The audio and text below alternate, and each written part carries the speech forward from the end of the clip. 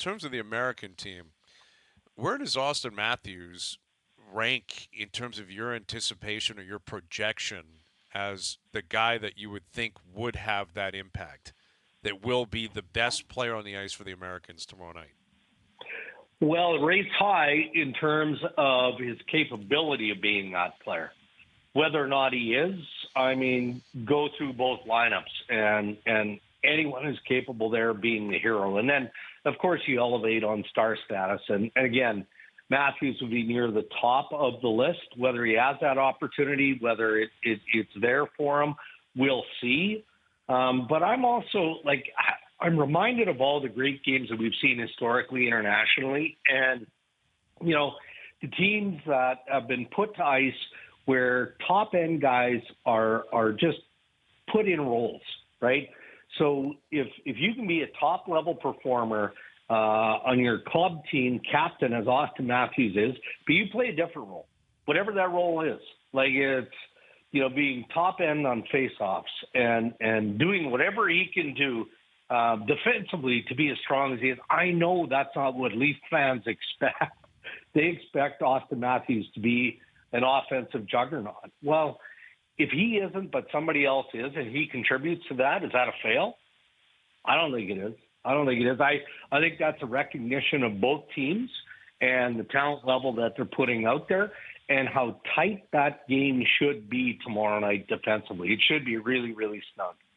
Dregs, the fact that the U.S. is bringing in Tage Thompson and I believe Brett Pesce, does that signal to you that there's going to be guys that aren't playing tomorrow night?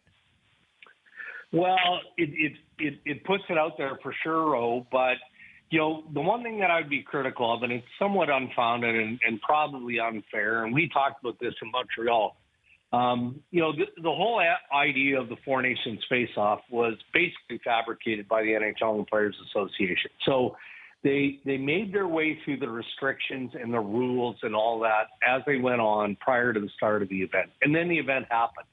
And you obviously hope for best case scenario, no matter what level of the NHL you're involved with, certainly as an owner, a manager, a coach, or a player, that injuries don't happen. But all of a sudden, it was like spontaneous combustion.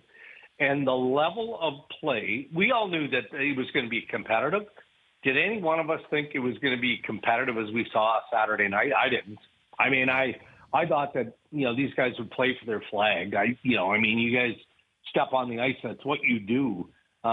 So I think that if they could do it differently, they being the NHL and the Players Association, they would have allowed for extra players. Like Quinn Hughes alluded to this yesterday after his practice with the Canucks, like a taxi squad. But then you put yourself, guys, in the world of Marty Walsh and the Players Association.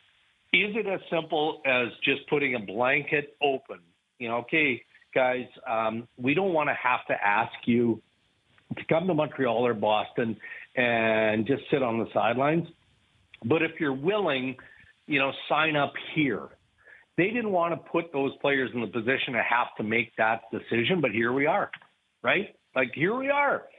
So it's Tage Thompson. It's all the turmoil that went around Team Canada prior to Saturday's game with Thomas Harley, standing off the bench in the hallway between Team Canada's dressing room and the bench.